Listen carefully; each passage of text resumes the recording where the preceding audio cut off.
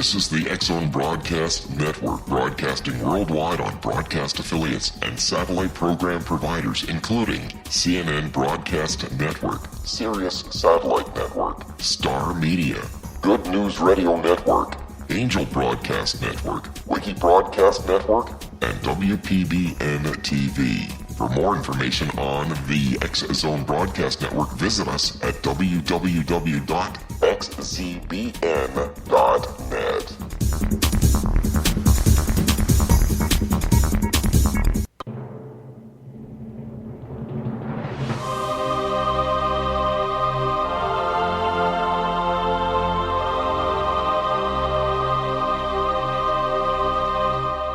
The Science of Magic with Gwilda Wiyaka is largely an opinion talk show. All opinions, comments, or statements of fact expressed by Gwilda Wiyaka's guests are strictly their own and are not to be construed as those of the Science of Magic or endorsed in any manner by Gwilda Wiyaka, Relmar McConnell Media Company, its affiliated networks, stations, or employees.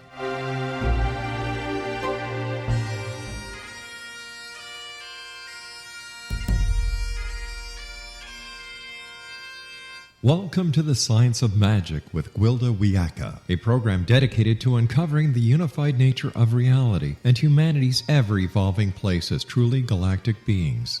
For more information on the Science of Magic with Gwilda Wiyaka, visit us online at www.thescienceofmagic.net.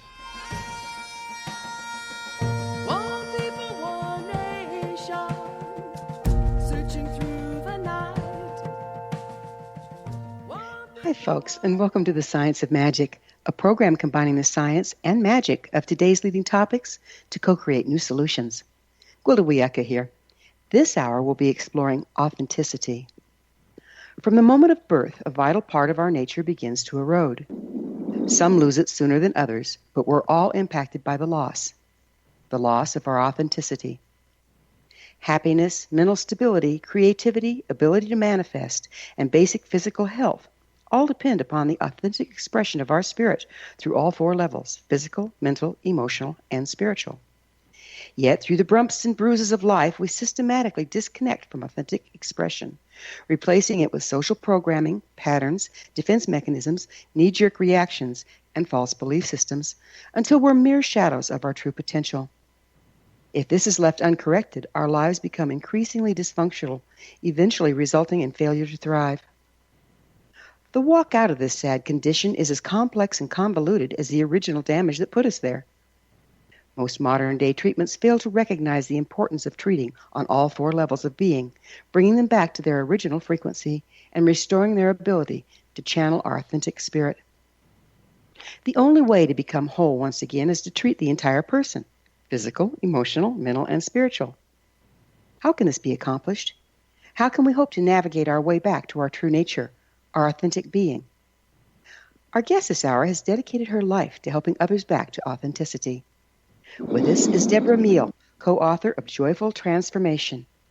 She's an educator and author who established and manages the Meehl Foundation. Debra is an interdenominational pastoral counselor with a Doctorate of Divinity and an intensively trained DBT skills trainer, an Amen certified brain health coach, and a board-certified hypnotist. As president of the founder of the Meehl Foundation, Debra has worked exclusively with clients from around the world, helping them surmount dogma, ego, expectation, irrational belief, and cyclic suffering in order to create a life worth living. For over 10 years, Debra has dedicated herself to helping countless men and women heal negative patterns and trauma and step into a life of authenticity and purpose. Her website, meehlfoundation.org. Debra, thanks so much for joining us on the Science of Magic. Thank you so much for having me. You're the founder of the Meehl Foundation. What is that exactly? Well, we started the foundation some 10 plus years ago, and we decided that what we needed to do was to, again, be able to reach out to other people. We specialize in bipolar disorder and borderline personality disorder, and we have a treatment program that actually helps people. They come to stay with us for 90 days at a time, and we actually help people get their lives back on track, as you so eloquently stated just a few moments ago and actually be able to help people integrate back into society. What drew you to this work? Well, 18 months after my husband and I got married, he was diagnosed with bipolar disorder. And at the time, had a lot of the characteristics for borderline personality disorder. We searched high and low for doctors and or therapists. It was a daunting experience to go through.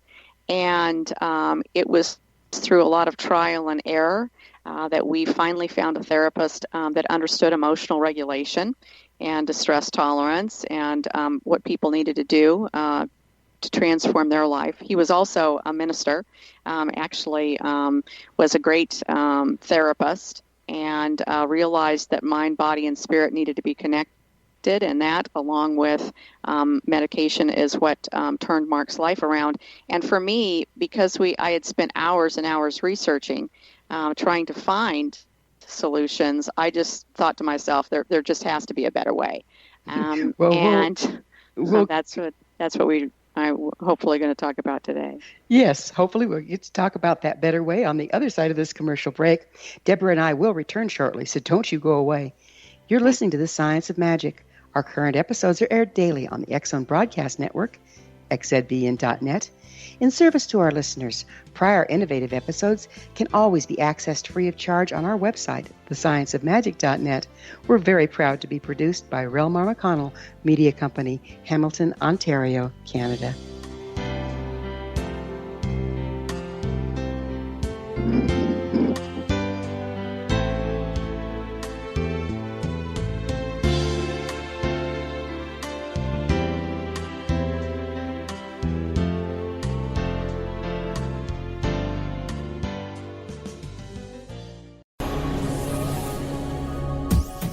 This is the X-Zone Broadcast Network, broadcasting worldwide on broadcast affiliates and satellite program providers, including CNN Broadcast Network, Sirius Satellite Network, Star Media, Good News Radio Network, Angel Broadcast Network, Wiki Broadcast Network, and WPBN TV. For more information on the X-Zone Broadcast Network, visit us at www.xzbn.net.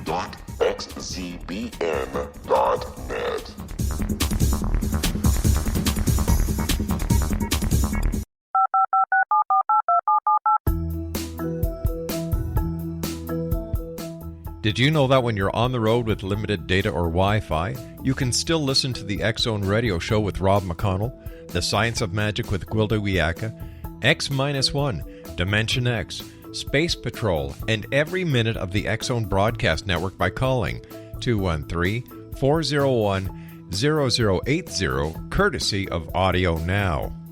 No smartphone, app, or internet needed. It saves your data plan, and it's free if you have unlimited minutes. Call 213-401-0080 to listen on any phone, anytime, anywhere. Remember, 213-401-0080 for the best of the paranormal, parapsychology, and sci-fi radio programming anywhere, 24/7, 365.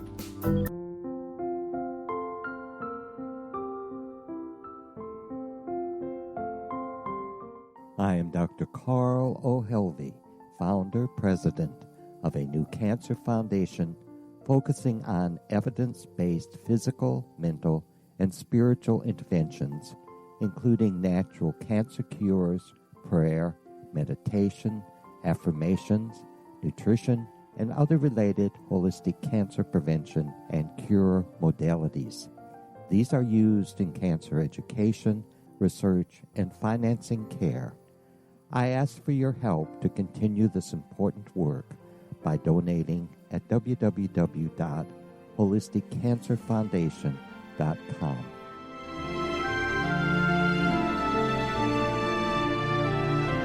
Hello, I'm Pete Marsh. With my daughter Justina, we will be presenting the new radio show, Too Good to Be True. If something seems too good to be true, it usually is. But with the help of Justina's amazing gifts, we're going to gain insight into questions that don't yet have complete answers. Have you wondered who built Stonehenge and for what reason? Why are crop circles found in the same region as Stonehenge and elsewhere? Are crop circles a hoax, or are they created with technologies that we have little knowledge of? Who built the pyramids in Egypt and also in other countries? How and why were they built? Was the Titanic switched with the Britannic as part of a gigantic insurance fraud, or for more insidious reasons? What caused the Tunguska event when trees were flattened over an 800 square mile area in Siberia? Will the new insights be too good to be true? Well, that will depend on what you are prepared to believe. Please join us as we start on this journey together. For more information on Too Good to Be True, visit www.xzbn.net. Little children aren't the only ones afraid of the dark. Millions of soldiers return from war zones with PTSD, anger, frustration, fear, and loneliness, much of which surfaces during the darkness of the night. You have the chance to change the lives of these American heroes. Songs and Stories for Soldiers.us provides free MP3 players for these men and women. With a list of 3 million songs in 16 different styles, 100,000 audiobooks, and 30,000 old-time radio programs, every veteran can find something to soothe and comfort them at no cost. All our players contain an 8-hour audio program designed to help veterans fall asleep. With 1,500 plus vets now participating, it's our goal to deliver 10,000 audio players this year. Go to our website at songsandstoriesforsoldiers.us. Help us help a veteran make it through the night.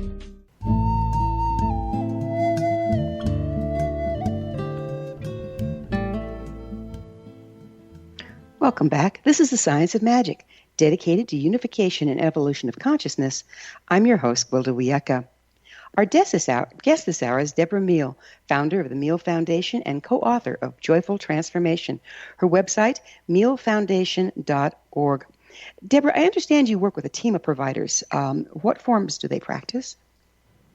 Well, we have an addiction therapist.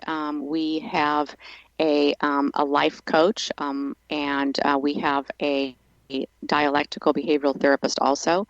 All of them have been trained in AIM and brain health also, along with extra modalities that they're interested in, like yoga, meditation, hypnosis, and that type of thing also. What made you decide on those particular forms? Well, I think what happened is when we started this program, again, we were looking for things that made a difference for people, that were effective, easy for them to be able to access and to be able to do, and things that were actually proven to change brain chemistry and to help people move forward quickly and effectively. So how do you address all 4 levels of your clients, the physical, mental, emotional, and spiritual?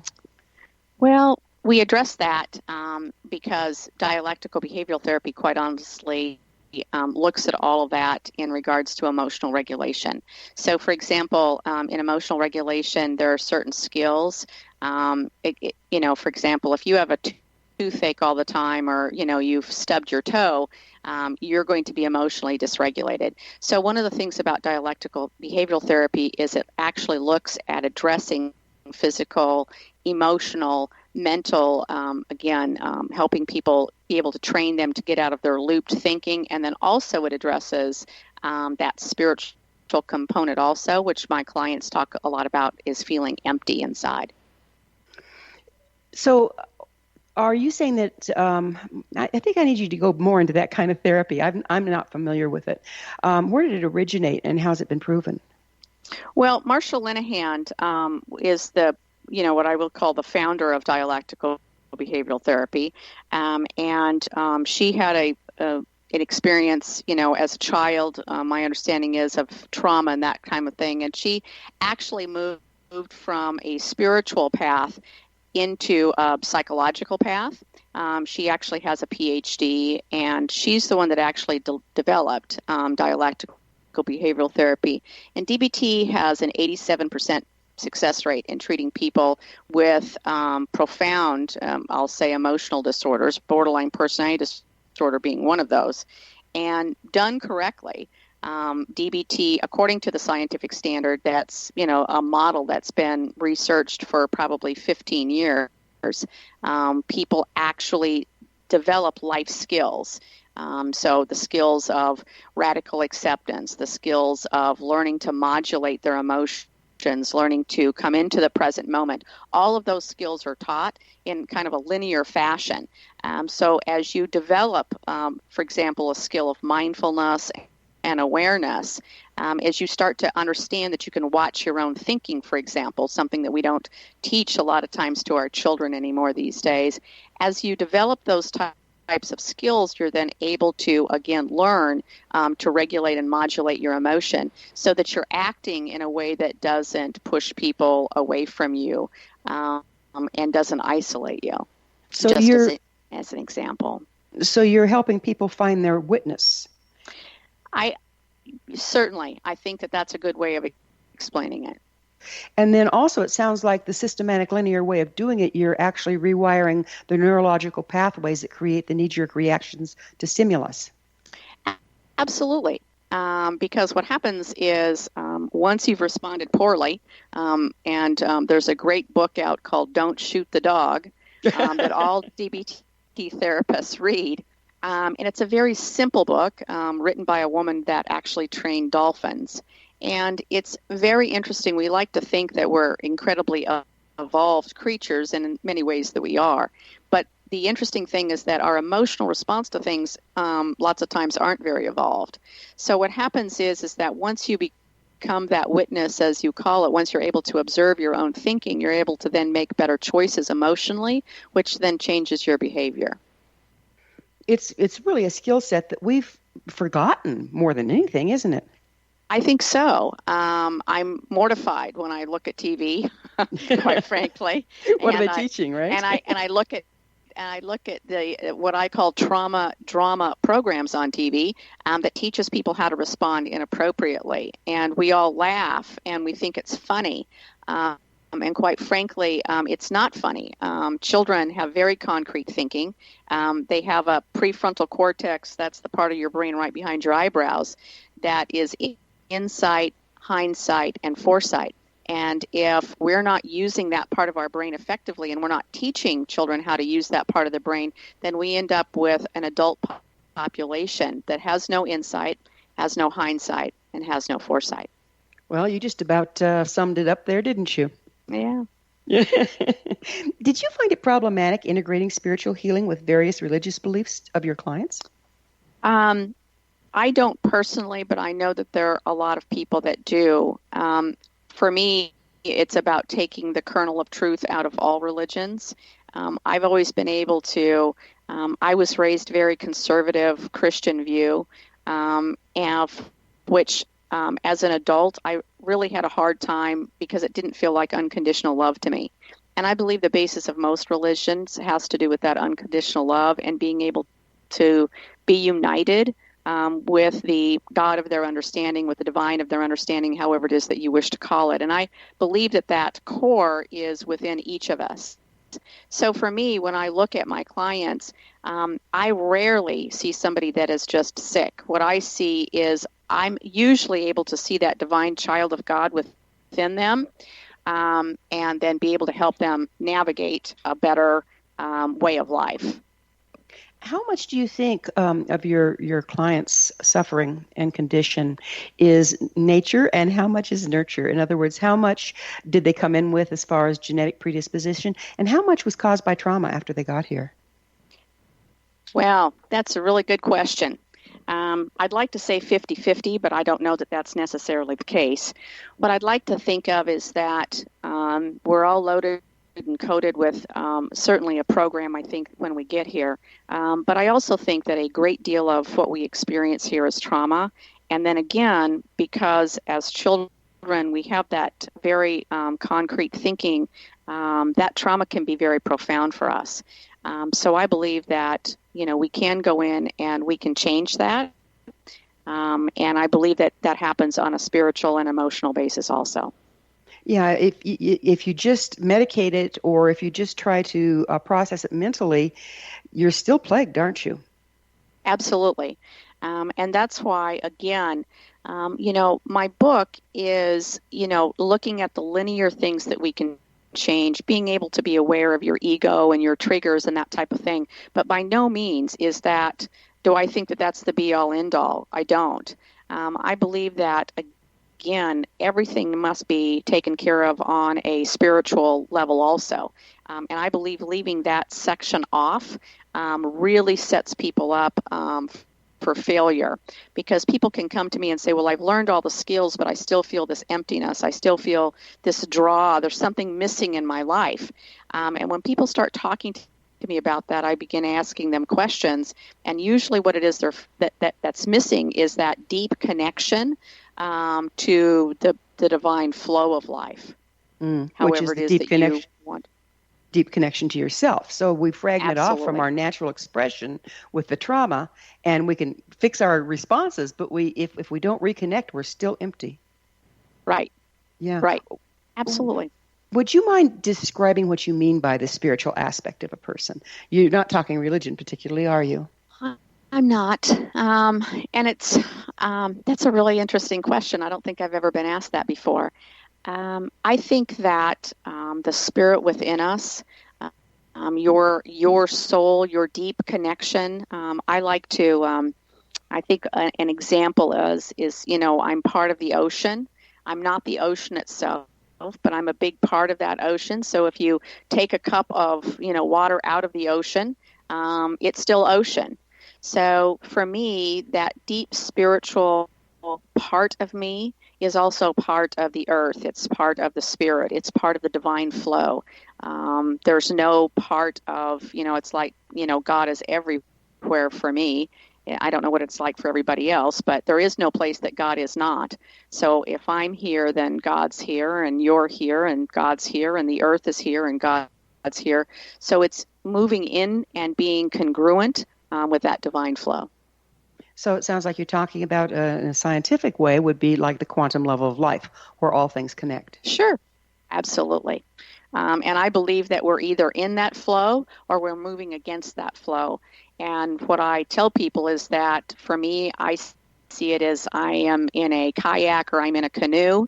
And if I get turned upside down in the water, I can flail around like a crazy person and drowned, or I can again take consciously relax, use my oar hopefully or something to push off of the rocks or obstacles in my way until I pop back up. But flailing around is absolutely ineffective, and usually that's an emotional response. It's not a quiet, still response. So if I want to get back into that flow, I need to regulate my terror, quite frankly. If I'm in that kind of situation, I need to regulate that so that, again, I can be moved into that divine flow. And then, again, it becomes more peaceful and it becomes more effective for me to navigate the water. So when you're in the divine flow, you're able to see where the flow is going rather than fighting against it. I think so. I think that our emotion is really important. Our emotion is important if we're out of the flow because we can witness that and we can make a choice. Our emotion is also important to be in the flow. When I'm in peace and I'm in love and I'm in harmony, then I'm within that flow. And if I am in anything else that doesn't look like that, again, fear specifically, I write about fear, obligation, and guilt. If I'm in that flow, then I'm moving out of the flow. And usually that becomes really uncomfortable. So as I navigate my emotion, I am looking, again, I'm trying to be aware and mindful and looking to where I need to go in my life. And as things open up, I say, well, this is an opportunity. And as things close, I say, well, this is not an opportunity, and I move on. Don't you feel like we're kind of hardwired to seek joy and comfort, and that's our guidance? Well, I'd like to think that we are, but I can tell you that there's a lot of people out there that don't seem to be hardwired to seek that. They seem to be hardwired to seek drama and trauma because, again, there is an endorphin rush when that happens. So a lot of my clients, specifically that I have, that seek to have that part of their life filled with something, they are seeking to have something filled, and they pick something negative, not knowing that there is something positive out there to choose instead. Well, we'll have to talk more about drama, trauma, and and seeking it on the other side of this commercial break. Deborah and I will return to our discussion, so don't go away. We're coming to you through the X-Zone Broadcast Network. Don't miss the other fine shows and hosts on xzbn.net 24/7, 365. You're listening to The Science of Magic, your resource for creative solutions in a changing world. thescienceofmagic.net.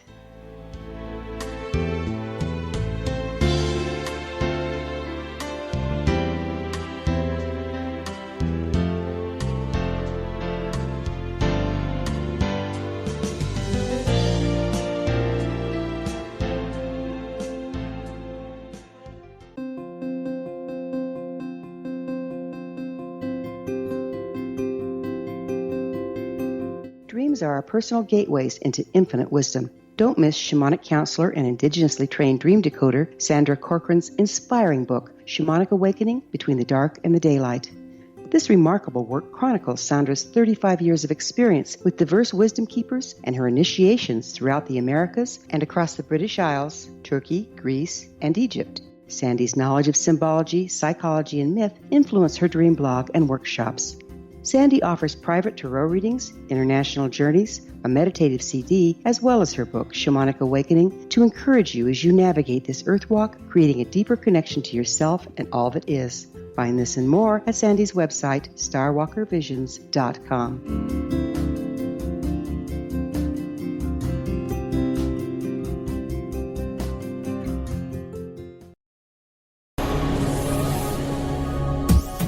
This is the X-Zone Broadcast Network, broadcasting worldwide on broadcast affiliates and satellite program providers, including CNN Broadcast Network, Sirius Satellite Network, Star Media, Good News Radio Network, Angel Broadcast Network, Wiki Broadcast Network, and WPBN TV. For more information on the X-Zone Broadcast Network, visit us at www.xzbn.net.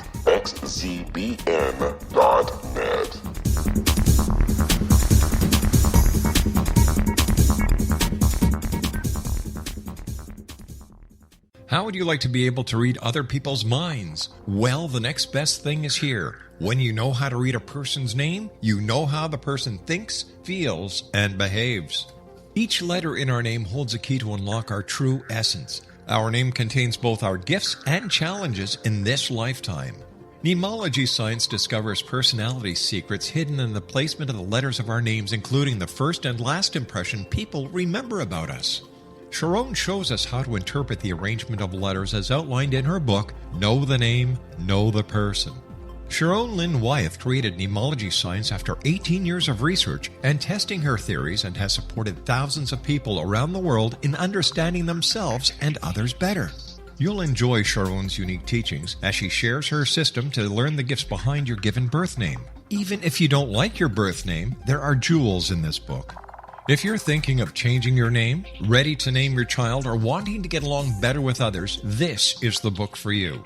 If you'd like to improve your relationships and change your life for the better, get the book today, Know the Name, Know the Person, or visit www.knowthename.com. That's www.knowthename.com.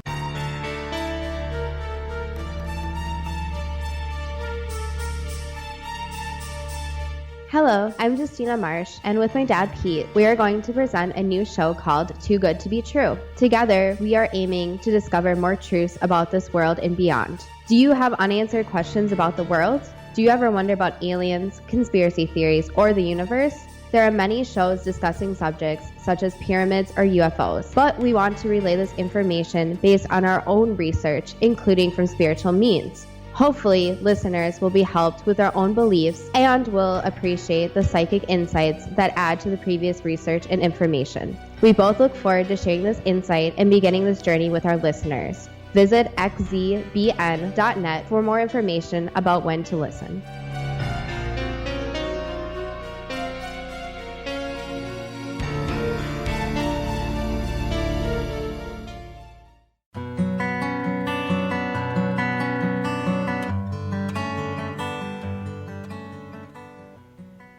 Welcome back. This is The Science of Magic, a place where magic and science come together to promote enlightenment. I'm your host, Gwilda Wiyaka. Our guest this hour is Debra Meehl, founder of the Meehl Foundation. Her website, meehlfoundation.org. Debra, we were talking about drama, trauma, and things that go bump.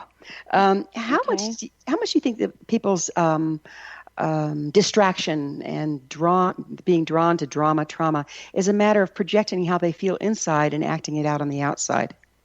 Oh, I believe it's absolutely, it's a very large portion, if not the entire portion. And they don't know what it is that they're looking for. So they attempt to fill it with that distraction, whatever that may be. They fill it with relationships that are abusive. They fill it with, coming home and, watching TV for hours on time. They fill it with video games. They fill it with eating. They fill it with, whatever addiction that they may or may not have at the time. And it is only through observing that and choosing to be mindful of that you're able to make any changes in regards to that. So what's the value of a residential program versus an outpatient one? Well, I would like to think that the value would be that, we eat, breathe, and live distress tolerance and emotional regulation and mindfulness here. So when people come into a program that provides that kind of environment, you're changing the environment. People that are in an outpatient program, you're able to give them skills, and if they go back into an environment that's not conducive to using those skills and allowing the brain a chance to rest and to heal, it's very difficult. It can take months, if not years, for people to have enough skill base that they can be mindfully aware to be able to make the changes that they need to make. Aren't those changes sometimes monumental? I mean, we design our lives around our dysfunction, and if we're trying to come out of our dysfunction, we need to redesign our lives. Right. Absolutely. I think they are monumental. So when you work with the residential program, do you do something special to the space to create a container for these people? I do. And it's very funny that you should ask me about that because, quite frankly, nobody else has ever asked me about that. I certainly believe in prayer. I believe in holding space for people to be able to heal. I actually, we sage, we smudge. I have an intention of divine white light that's in, through, and around my place, in, through, and around my clients. I actually teach them how to drop down into trance to be able to see that divine white light in them, through them, around them. I have many clients that feel more connected after we do that. And some of my clients, again, I look at a way that doesn't offend them spiritually for whatever it is, whatever religion that they've been brought up with. But most of my clients are very open to looking at what they can use within their own belief systems to be able to make and hold that space for themselves also. Do you find that the space outside that you're creating for these people is only as good as your space inside? And would you speak to that? Yes, but sometimes as human beings, I think that our space on the inside is changing and evolving.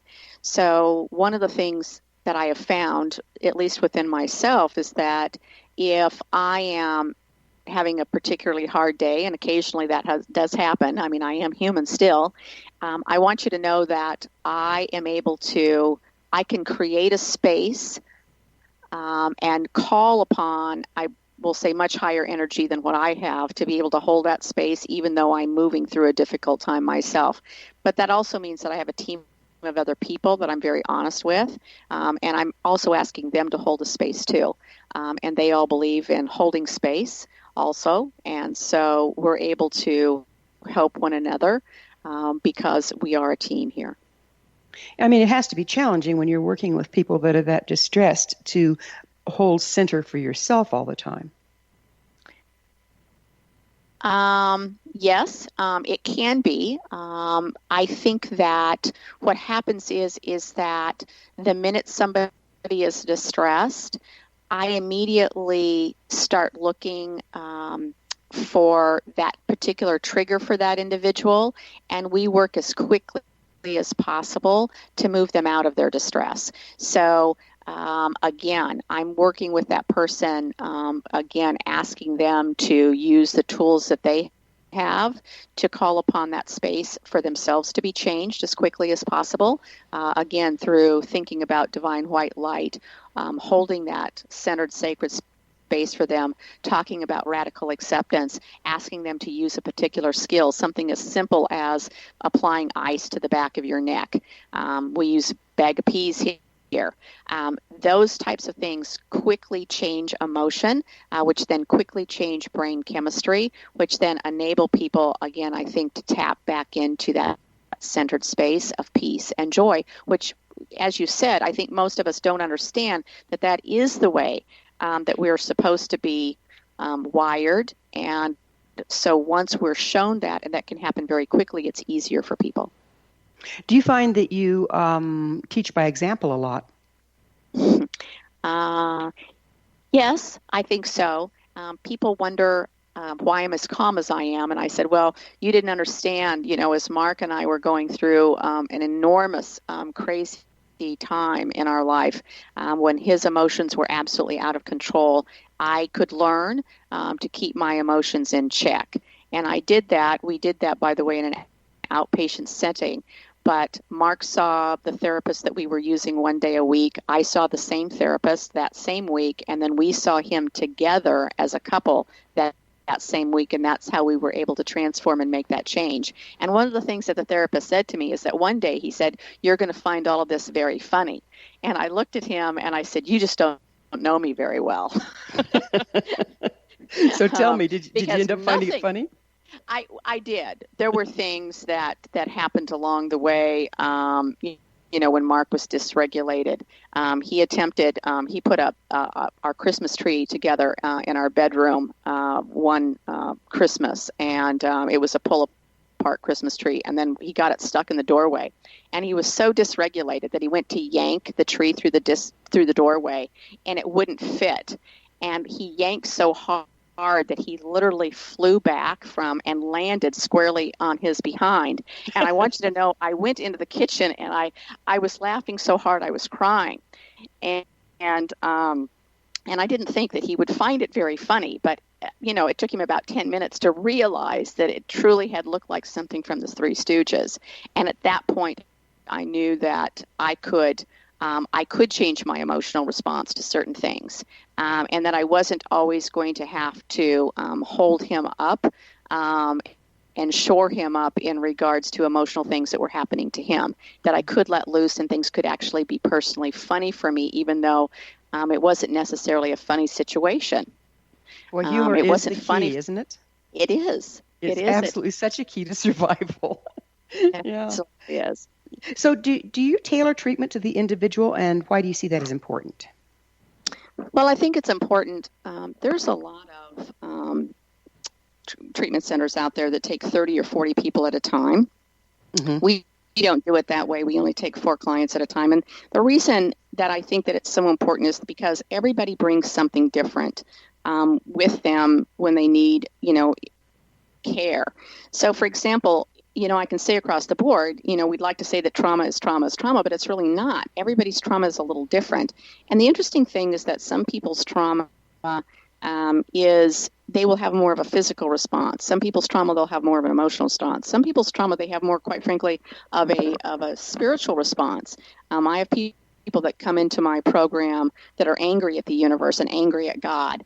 That's going to be, I'm going to look at that differently than people that are continually trying to, be in drama-filled relationships where they pick the wrong person again and again and again. So what happens is that we're able to look at those things individually and give people skills and talk to them continually in regards to how a particular skill can help them, mind, body, spirit, soul, that type of thing. Mm. So yes, it is individualized. I love this statement you shared with me before the show, and I quote, Reconnecting your spiritual being with your human being is the truest form of authenticity. Once we raise our threshold to tolerance, distress, and learn the skills to quiet our minds, we can then connect to all that is. That's a really powerful statement, Deborah. What is this authenticity you're speaking of? I think it is, we are, again, I think my personal belief is that we come from the ether and we are loaded and coated with a plan. I think that we have choice along the way, but I tell people all the time that you're in the wrong job and you're married to the wrong person. There's not a pill for that. There's no way to fix that. You're out of the divine flow. So when we unite our spiritual self with our human beingness, when we actually connect with that, and we do that through prayer and meditation and hypnosis and journeying and all the whatever that form is that allows us to get into that flow. When that happens and we're able to unite our human beingness with our spiritualness, what I think happens is that we open up and we are able to mature in our particular evolution, whatever that may be, because we're no longer just following the dictates of society. We're actually doing what's right for us. And as we do that, we become wholly ourselves, and then we're able to give back to our community and the earth, so to speak, and to ourselves. We give back to ourselves. We find that thing on the inside that sustains us, that loves us. One of the things that I say is that God is my source and my supply. There is no person, place, or thing that can be the source of my supply. And once we tap into that, I believe that we're unstoppable. But again, it sounds like there might be a fair amount of dismantling of the status quo involved when we have built a dysfunctional life around our dysfunction. Oh, right? Boy, isn't there ever? And it's an interesting road to navigate. I tell people that change isn't hard. Change, if you believe change is hard, it's going to be very difficult for you to do it, but it's inconvenient because your ego is absolutely going to latch on to not making a shift because again we are power and control, security and survival, and esteem and affirmation. Our ego has those three legs to it, and at any point in time one of those legs becomes shorter, as in someone has sawed it off, or we felt attacked.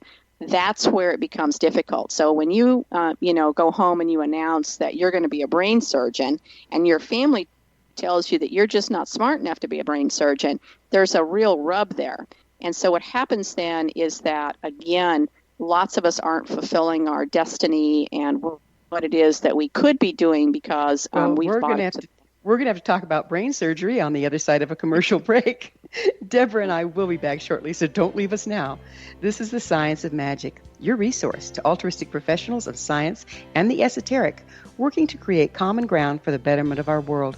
Join our email family to receive our topic-driven episode collections at thescienceofmagic.net.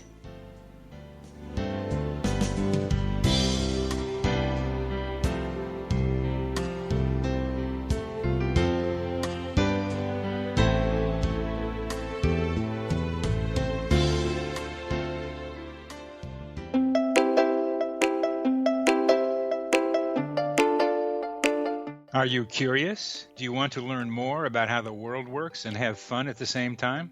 Study coincidences with me, Dr. Bernie Beitman, MD, on my Connecting with Coincidence radio show here on the XZBN network.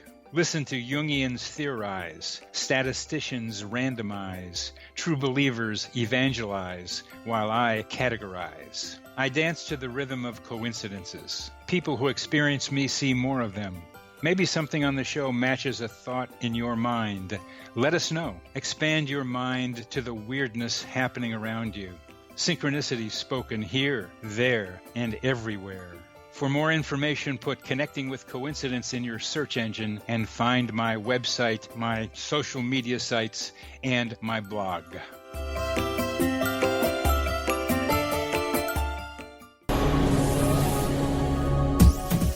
This is the X-Zone Broadcast Network, broadcasting worldwide on broadcast affiliates and satellite program providers, including CNN Broadcast Network, Sirius Satellite Network, Star Media, Good News Radio Network, Angel Broadcast Network, Wiki Broadcast Network, and WPBN TV. For more information on the X-Zone Broadcast Network, visit us at www.xzbn.net.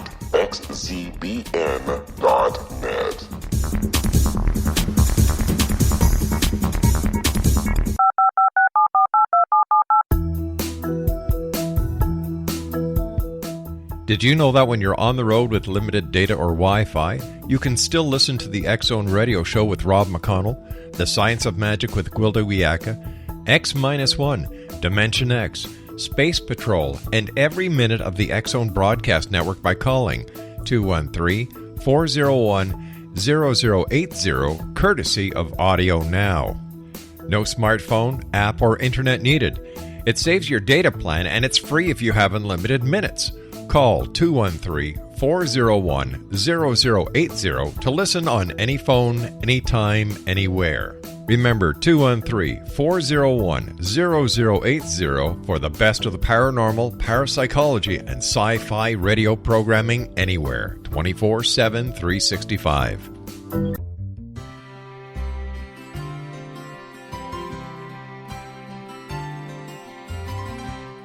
True healing must address 4 levels: physical, emotional, mental, and spiritual, for us to live joyful and productive lives.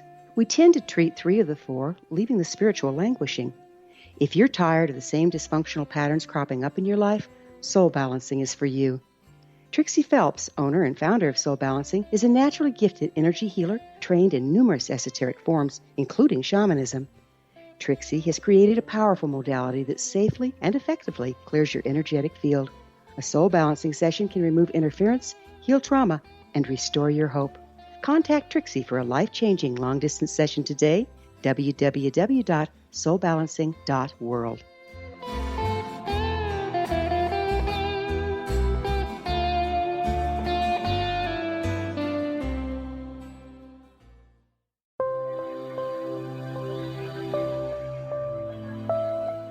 There's a legend shared by many indigenous cultures of a time when the nations were cast to the 4 corners of the world.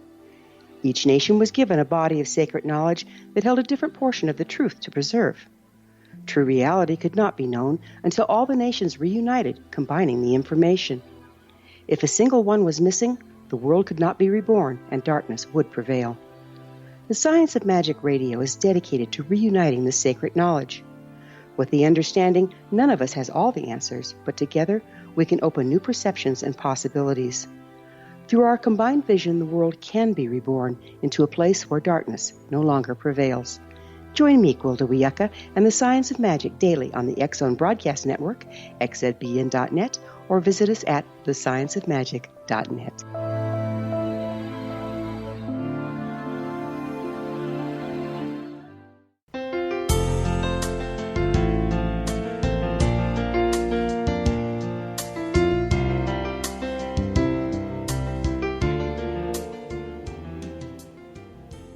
Welcome back. This is the Science of Magic, bringing together gifted people of service to the world. I'm your host, Gwilda Wiyaka. What's up in your world? Email me at info@thescienceofmagic.net and suggest a topic or a guest that's on your mind. You're probably not the only one that would enjoy listening. Our guest this hour is Debra Meehl, co-author of Joyful Transformation. Her website, meehlfoundation.org. We were talking about brain surgery, as I recall. So fun. What advice do you have for people that find themselves in an unsupportive situation? Is there some way that we can find that support from within, from that place of source that you're talking about? Absolutely. I tell people, there's 4 ways to solve any problem. You can solve the problem, you can leave, you can get out of the situation, you can learn skills and change the situation. You can feel better about the problem, you can tolerate the problem, or you can stay miserable. So usually staying miserable at some point is no longer an option for us. But when you're in an unsupportive environment, you actually can learn to regulate your emotional responses to that if you're unable to get out of that particular situation. You can accept and tolerate both the problem and your response to the problem, and you can solve the problem. One of the ways that, again, that you, as you mentioned, that you do that is finding that deep peace within. And as you find that deep peace within, as you hold that space for yourself, you're actually able to hold that space then in your surrounding environment. And so I believe that lots of times, the environments that we've been placed in are environments for us to have a high level of learning.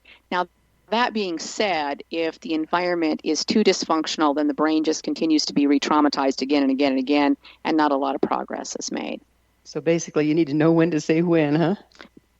Absolutely. And I think that, there's usually people in our life that are telling us and giving us signs all the time.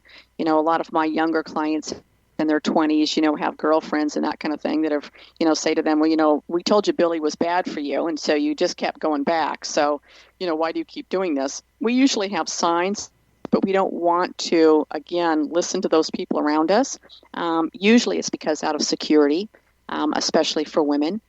It's about security and esteem and affirmation, and we, don't want to admit that we've chosen someone, that's wrong for us, because again, we think that reflects poorly upon us, and then lots of times, quite frankly, women stay in relationships that aren't necessarily good for them because of the financial gain. We're terrified to live in a shelter or think that we're going to have to live underneath a bridge. So again. There's a lot that goes into looking at fear, obligation, and guilt in regards to our human experience. Mm. Let's talk about stories. You speak of the stories we tell ourselves. What do you mean by that? Well, we are given stories as children. I grew up, my grandmother said that money, doesn't grow on trees. And ultimately what that means to a child is that money's hard to come by. So we believe that growing up. And then our lives are shaped by that because we continue to make choices based upon that. The other thing that I found out, it was about 6 months ago, she used to tell me all the time not to get too big for my britches, which means that I was not supposed to outshine her. I wasn't supposed to outshine the family. I want you to know that it was about 6 months ago, I was actually at a conference and somebody else mentioned that, and it was like somebody had thrown cold water on me. I immediately knew that this person standing up and sharing this was for me also, and that I was going to need to correct that, because what that means then is that I'm not supposed to step into my own power. I'm not supposed to step into my own destiny, and I'm certainly not supposed to outshine any of my family. And that can be crippling. I mean, it's like being hamstrung, right?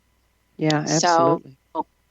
So at 55, which I am this year, you think that as you're evolving and you're, learning distress tolerance and emotional regulation, things continue to unfold to you. And that was one of the ones that was just really profound for me this year. Mm-hmm. So you also speak of life purpose. What is life purpose as you see it? I think, again, that everyone's purpose here is different. And I told my children as they were growing up, if you're supposed to be a surgeon, I'm going to support you. And if you're supposed to dig a ditch, I'm going to support you. I think everyone is here to, again, do something here. And I think that that's different for everyone. What I think happens is that if you are doing, if you wake up in the morning and you are excited to do whatever it is that you're doing, whether it's waitressing or digging a ditch or brain surgery or, flying to the moon, you're going to be happy about doing that. If you're not happy about doing it, then again, you need to get quiet and still on the inside to figure out what it is that you are supposed to do. Again, we have a whole population of people that believes that the reason that they're unhappy, they just need to pop a pill for, and everything will be fine. I'm not real sure that that's a good way, and I don't think it's sustainable for the next several generations to continue to do that. Well, if I want to know truth, I go back to nature. Absolutely. And if you watch animals, they are drawn to what's good for them and avoid what's dangerous. Where did we get off track? I think we get conditioned, and again, I think we get conditioned by our environment, and we get conditioned by what our parents did. We get conditioned by the TV.